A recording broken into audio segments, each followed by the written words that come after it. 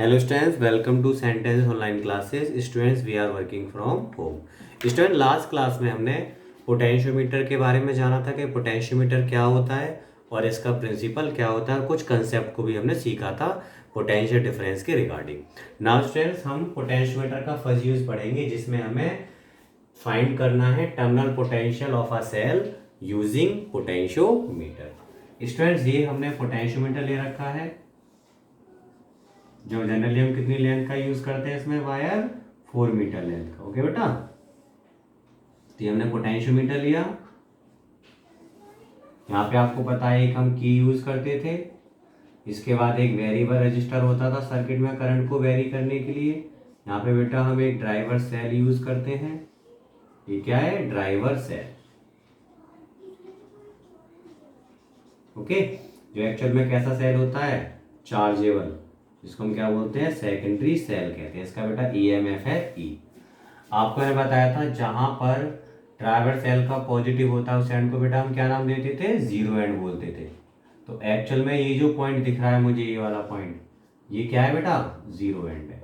और हमें याद रखना है जितने भी सेल हम पोटेंशियोमीटर के लिए यूज करते हैं सभी सेल का पॉजिटिव हमेशा कहाँ होता है? जीरो एंड पर। तो बेटा मुझे जिस सेल का टर्मिनल पोटेंशियल फाइंड आउट करना है वो सेल अपने पॉजिटिव को किसके साथ कनेक्ट रखेगा? जीरो एंड के साथ। तो ये उस सेल का पॉजिटिव है जिसका मुझे टर्मिनल पोटेंशियल फाइंड आउट करना है। इस सेल का बेटा ईएमएफ मैंने क्या मान लिया? ई डैश। और आपको पता होना चाहिए जब हम टर्मिनल पोटेंशियल निकालते हैं तो सेल हमेशा क्लोज सर्किट में होना चाहिए। क्लोज सर्किट में कब होता है? जब उससे कोई करंट फ्लो करा रहे होते हैं बेटा हम, है ना। तो ये वाले कंसेप्ट में यहाँ पे हमने एक रेजिस्टेंस लगा रखा है आर डैश, और इस जगह एक की लगी हुई है यहाँ पे बेटा के लगी हुई है। ओके, इस टाइप से। तो जब ये अपना करंट इसमें फ्लो कराएगा रेजिस्टेंस में, तो ये किसमें बन जाएगा? क्लोज सर्किट में। तब इसका हमें टर्मिनल पोटेंशियल मिलेगा। ओके बेटा, यहाँ से हमने एक गैमीटर ले रखा है, इसके साथ बेटा एक जॉकी कनेक्टेड है, एक पेंसिल टाइप की होती है, मैंने आपको बताया था मीटर बेस में। उसको हम यहाँ पे इस वायर पर स्लाइड करके क्या फाइंड आउट करते हैं? नल पॉइंट फाइंड आउट करते हैं। ओके बेटा, अब जरा थोड़ा सा जो मैंने लास्ट क्लास में कंसेप्ट बताया था आपको एंड में, उस कंसेप्ट को थोड़ा सा यहाँ पे स्टडी करते हैं।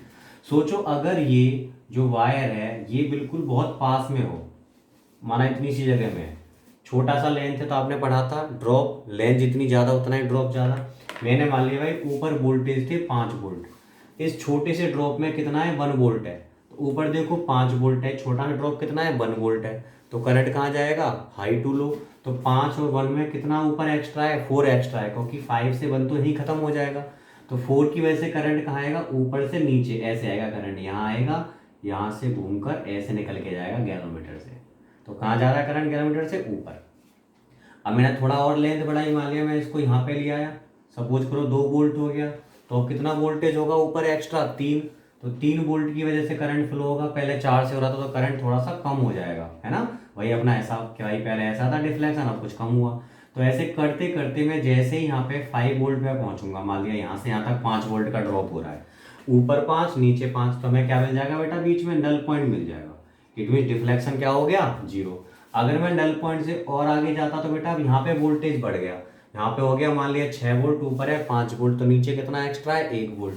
तो अब की बार करंट ऐसे जाएगा, ऐसे नीचे से ऊपर, पहले ऊपर से नीचे, तो अब की बार करंट गैलोमीटर में ऐसे जा रहा है। पहले कैसे जा रहा था? घूम के ऐसे जा रहा था, तो करंट अपोजिट हो गया कि नहीं? ऐसे। और बढ़ाऊंगा मैं यहाँ पे तो और वोल्टेज बढ़ेगा इधर, तो करंट और बढ़ेगा। तो आपने देखा पहले लेंथ कम थी तो करंट ऊपर से नीचे जा रहा था, डिफ्लेक्शन एक डायरेक्शन में था। लेंथ बढ़ाते बढ़ाते करंट कम होकर लास्ट में क्या हो गया? 0, क्योंकि मैं नल पॉइंट मिल गया। यहाँ का ड्रॉप ऊपर का ड्रॉप आपस में कैसा है? सेम है। और आगे लेंथ बढ़ाएंगे तो यहाँ पे ड्रॉप ज्यादा होगा, ऊपर कम होगा, तो करंट नीचे से कहाँ जाएगा बेटा? ऊपर। तो इस तरह से हम देख पा रहे हैं कि शुरुआत में लेंथ कम होने पर डिफ्लेक्शन अलग था, फिर बाद में एक पॉइंट ऐसा आया डिफ्लेक्शन क्या हो गया बेटा? 0, जब दोनों आपस में बैलेंस हो गए। उसके बाद में यहाँ ड्रॉप ज्यादा हो गया तो करंट नीचे से ऊपर गया, गैलोमीटर में करंट की डायरेक्शन चेंज हो गई। तो बेटा हम इसी कंसेप्ट को लगातार यूज करेंगे।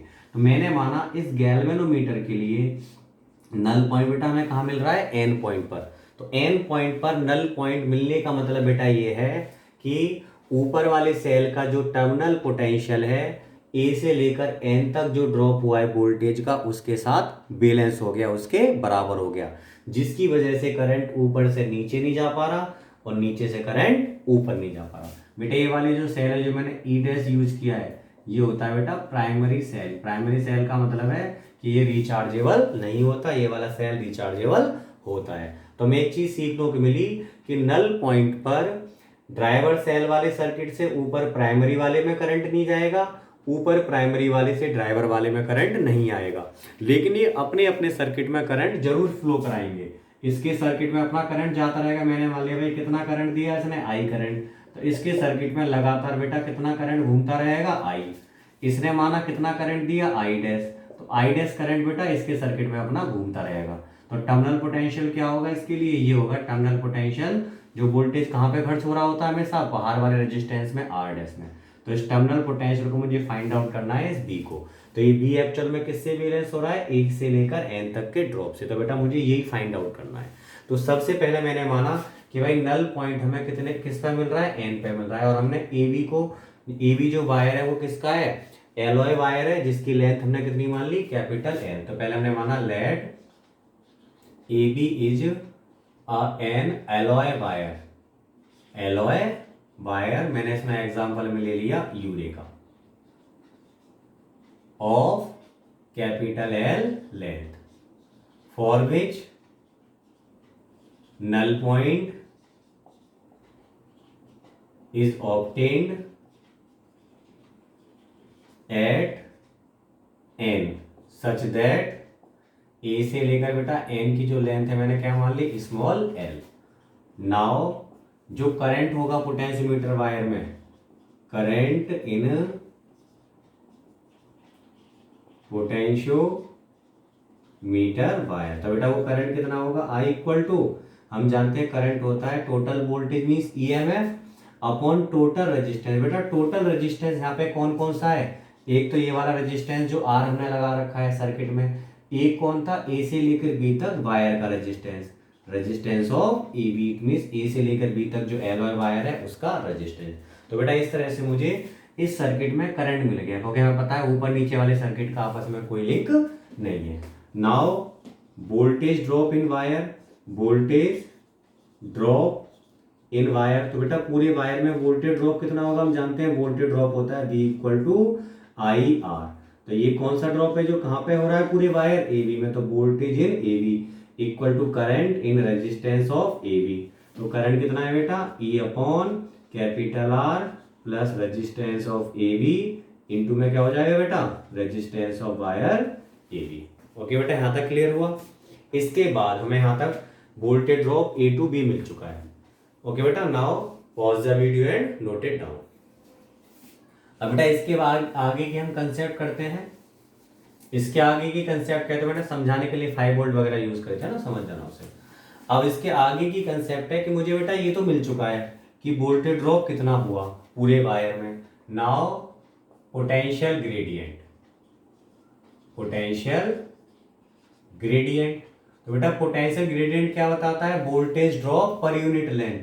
इट मीन जो पूरा वोल्टेज ड्रॉप हुआ था VAB कितने लेंथ में हुआ था, AB में, तो यूनिट लेंथ के लिए मैं क्या करूंगा बेटा, AB से डिवाइड। तो बेटा VAB की वैल्यू रखो, ये रही VAB की value, E upon resistance plus resistance of wire AB into में कौन था बेटा, resistance of wire AB upon में बेटा AB की वैल्यू कितनी थी, AB हमने पहले ले रखा है, कितनी लेंथ है बेटा, कैपिटल L है। ओके, अब आपको पता है नल पॉइंट N पे मिल रहा था, तो हम कह सकते हैं भाई A से लेकर N तक जो वोल्टेज ड्रॉप हुआ वो किससे बैलेंस हो रहा है, ऊपर वाले सेल से।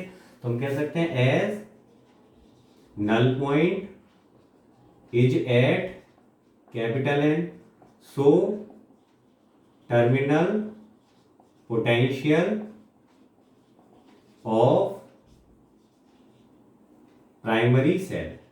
तो बेटा जो हमारा प्राइमरी सेल है उसका टर्मिनल पोटेंशियल क्या होगा, V इक्वल टू, तो हमें पता है ऊपर वाले सेल का टर्मिनल पोटेंशियल, कोई क्लोज सर्किट में सेल करंट ऐसे फ्लो करा रहा है अपने सर्किट में, तो ये किससे ड्रॉप हुआ है, ए किसके बराबर हुआ है, A से लेकर N तक जो ड्रॉप हुआ, तो हम कह सकते हैं टर्मिनल पोटेंशियल होगा equal to voltage drop from A to N। तो बेटा A से लेकर N तक कैसे ड्रॉप निकालेंगे, हमें ग्रेडियंट पता है, यूनिट लेंथ का ड्रॉप होता है, इंटू में किससे मल्टीपल कर देंगे बेटा हम, AN से। बेटा K की वैल्यू दे रही हमारी E upon R plus resistance of wire AB into resistance of wire A V upon capital L. तो बेटा ये तो आया हमारा के, इंटू में किससे मल्टीपल करना है, ए एन से, तो ए एन की वैल्यू कितनी है, एल। तो बेटा इस तरह से हमने इस सेल का टर्मिनल पोटेंशियल वी ऑब्टेन कर लिया। Okay student, now pause the video and note it down. Student now हम एक क्वेश्चन डिस्कस करते हैं। आपको इस क्वेश्चन में बोला है कि एक पोटेंशियोमीटर है 1 मीटर लेंथ का, इट मींस यहाँ से यहाँ तक बेटा लेंथ कितनी है, 1 मीटर। इसका जो रेजिस्टेंस है 15 ओम है, इट मींस रेजिस्टेंस जो ए वी का है वो बेटा कितना है, 15 ohm. It is connected to a 5 volt battery in series with a resistance of 5 ohm. तो बेटा ये ड्राइवर सेल के साथ जो बैटरी कनेक्ट, मतलब ड्राइवर सेल जो है इसी को बोल रहा है कि बैटरी कनेक्टेड है इसके साथ। तो बेटा कितनी वोल्ट की बैटरी है ड्राइवर सेल की, 5 वोल्ट, और इसके साथ सीरीज में एक रेजिस्टेंस है जो कितना है, 5 ओम का है। बेटा ये वाला रेजिस्टेंस भी हमारा 5 ओम का है।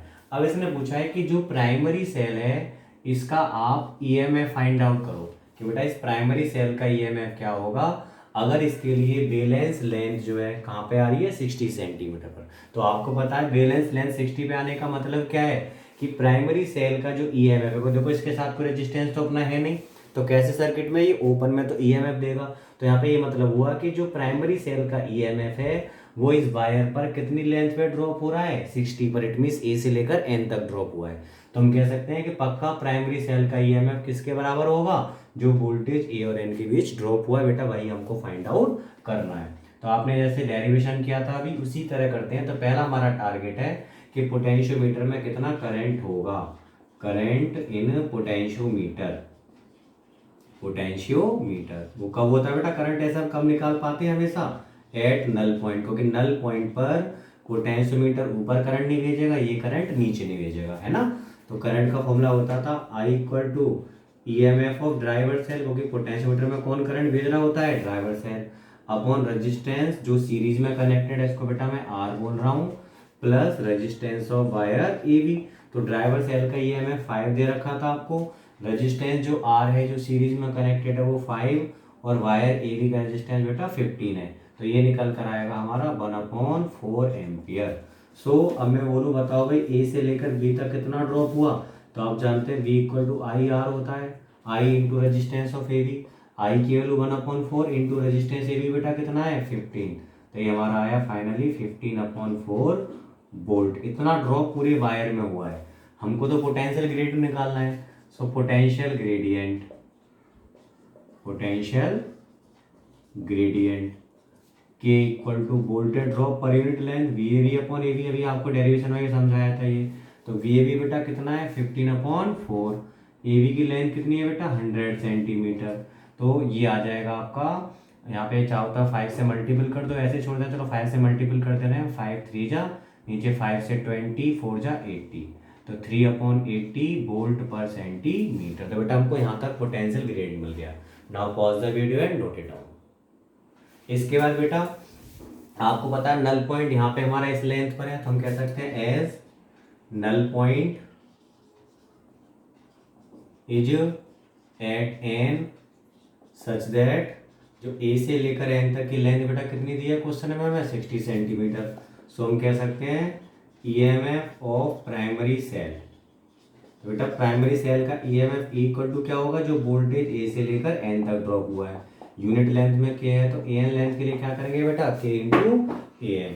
के की वैल्यू हम फाइंड आउट कर चुके हैं। तो बेटा के की वैल्यू कितनी थी, 3/80। ए एन की लेंथ कितनी है बेटा, 60। तो 20 से 3 टाइम्स, तो 3 3 जा 9, नीचे 20 से 4 टाइम्स, तो बेटा ये आ जाएगा 2.25 वोल्ट। तो बेटा ये ईएमएफ होगा हमारा प्राइमरी सेल का। Okay student, now pause the video and note it down.